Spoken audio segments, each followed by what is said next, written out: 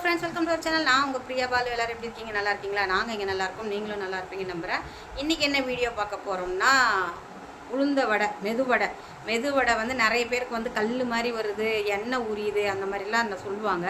அதெல்லாம் இல்லாமல் சூப்பரான ஒரு மெதுவடை எப்படி செய்கிறதுங்கிறத நான் வீடியோ எடுத்திருக்கேன். வாங்க வீடியோக்குள்ளே போகலாம். உளுந்து வடைக்கு முதல்ல ஒரு 1/4 கிலோ உளுந்து வந்து நான் ஒரு 2 மணி நேரமாக ஊற வச்சுருக்கேன். நல்லா வாஷ் பண்ணி கொஞ்சம் வடிகட்டி எடுத்துருக்கேன். இதை நான் இப்போ மிக்ஸி ஜாரில் தான் அரைக்க போகிறேன். பாருங்க, மிக்ஸி ஜாரில் தண்ணியை வடிகட்டி போட்டிருக்கேன். இதுலேயே கொஞ்சம் தேவையான அளவுக்கு உப்பையும் போட்டுருவேன். நம்ம இதை வந்து ஃபைன் பேஸ்ட்டாக அரைச்சிட்டு வந்துடலாம். வடைக்கு மாவு அரைச்சிட்டு வந்தாச்சு. இங்கே பாருங்கள், வடைக்கு தேவையானதெல்லாம் நான் கட் பண்ணி வச்சுருக்கேன். சின்னதாக கட் பண்ண இஞ்சி, சின்னதாக கட் பண்ண வெங்காயம், கருவேப்பிலை, பச்சை மிளகா, ஒரே ஒரு பச்சை மிளகா சின்னதாக நறுக்குனது, இதெல்லாம் கட் பண்ணி வச்சுருக்கேன். இப்போ இந்த மாவு எடுத்து இதில் போட்டு நல்லா ஃப்ளஃபியாக நல்லா புசு நல்லா அடித்து நம்ம வடையை சுட்டோம்னா சூப்பரான மெதுவடை ரெடி. மெதுவடை சுட்டலாமா? கேஸ் ஆன் பண்ணி கடாய் வச்சுக்கலாம்.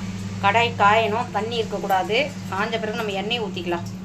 ஃப்ரை பண்ண எண்ணெய் ஊற்றிக்கலாம். எண்ணெய் நல்லா காயட்டும். எண்ணெய் காயத்துக்குள்ளே நம்ம இந்த மாவில் இந்த வெங்காயம் பச்சை மிளகாலாம் போட்டோம்ல, அதை நல்லா போட்டு புசு நல்லா போட்டு அடிக்கணும். அப்போ தான் வந்து மெதுவடை ரொம்ப சாஃப்டாக சூப்பராக வரும். நம்ம அதுக்கு முன்னாடியே அரைச்சோடனே சுடுறதுக்கு முன்னாடியே வெங்காயத்தில் போட்டுட்டோன்னு வச்சுக்கோங்களேன், வெங்காயத்துடைய தண்ணி வந்து வெளியே வந்து மாவு வந்து கொஞ்சம் நீத்த மாதிரி ஆகிடும். அதனால் எப்போ சுடுறோமோ அந்த ஸ்டேஜில் தான் நம்ம வெங்காயம்லாம் போட்டு நல்லா கிளறி விடணும். வெங்காயம் போட்டுடலாம், பட் கிளறது மட்டும் சுடும் போது நல்லா புசுன்னு நல்லா மாவு அப்படியே உளுந்த மாவு அப்படியே மேலே உப்பி வரணும். அந்த மாதிரி வந்தால் வடை சூப்பராக இருக்கும். தேவைப்பட்டால் இதில் கொஞ்சோண்டு வந்து ரவை போட்டுக்குங்க, முறுமுறுன்னு இருக்கும். பச்சரிசி மாவு கூட போட்டுக்கலாம். நான் இப்போ எதுவுமே போடாமல் தான் சுடுறேன். இப்போ பாருங்கள், நல்லா புசுன்னு நல்லா அடித்து வச்சுருக்கு. நம்ம இப்போ எண்ணெய் காஞ்சிடுச்சு, வடை சுடலாம். பக்கத்தில் ஒரு கிண்ணத்தில் தண்ணி வச்சுக்கோங்க. இந்த கையை லைட்டாக நினச்சிக்கோங்க. சின்னதாக ஒரு உருண்டை எடுத்துக்கு இதில் இப்படி லைட்டாக வச்சு ஒரு சின்ன ஹோல்ஸு, அவ்வளோதான். இதை அப்படியே எடுத்து இந்த எண்ணெயில் போடும். சில பேர் சிங்கிள் கையிலே போடுவாங்க, எனக்கு அப்படி வராது. இன்னொன்று எடுத்து மீடியம் ஃப்ளேமில் இல்லை லோ ஃப்ளேமில் வச்சுக்கோங்க. எண்ணெய் காஞ்சிடுச்சுன்னா அப்புறம் கருவும், உள்ளே வந்து வேகாது மாவு, வெளியே நல்லா ப்ரௌன் ஆகிடும், உள்ளே மாவாகவே இருக்கும். அதனால் எப்போவுமே வடை சுடும் போது லோ ஃப்ளேமில் வச்சு பண்ணுங்க.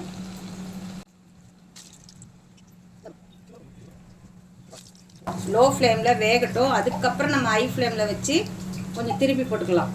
வேகிற வரையும் கொஞ்சம் லோ ஃப்ளேமில் வச்சு பண்ணிக்கலாம்.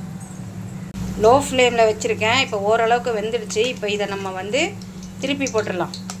ஒன்றோட ஒன்று ஒட்டி இருக்குன்னு கவலைப்படாதீங்க. அப்படி வச்சாலே பிரிஞ்சிரும் எண்ணெயிலேயே. இங்கே பாருங்கள், இப்படி பண்ணோம்னா அதுவே பிரிஞ்சிரும் ஹீட்டில். இதை திருப்பி போட்டுடலாம். கொஞ்சம் லோ ஃப்ளேமில் இருந்துட்டு அதுக்கப்புறம் ஹை ஃப்ளேமில் வச்சு நம்ம எடுக்கலாம். லோ ஃப்ளேம்லேருந்து இப்போ ஹை ஃப்ளேமில் வச்சுட்டேன். இங்கே பாருங்கள், சூப்பராக வெந்து வந்திருக்கு. திருப்பி போட்டுக்கலாம். ரொம்ப கருக வச்சிடாதீங்க, லைட்டாக ப்ரௌனிஷ் ஆனாலே போதும். இந்த ஸ்டேஜில் நம்ம எடுத்துடலாம். சூப்பரான எண்ணெய் நல்லா இருத்துருங்க. வடிகட்டி இருந்தால் அதில் வச்சு கூட பண்ணுங்கள். தண்ணியாக இருந்தால் எண்ணெய் உரியும். நான் திக்காக தான் பண்ணியிருக்கேன். வடை சூப்பராக முறுமுறுன்னு வந்திருக்கு.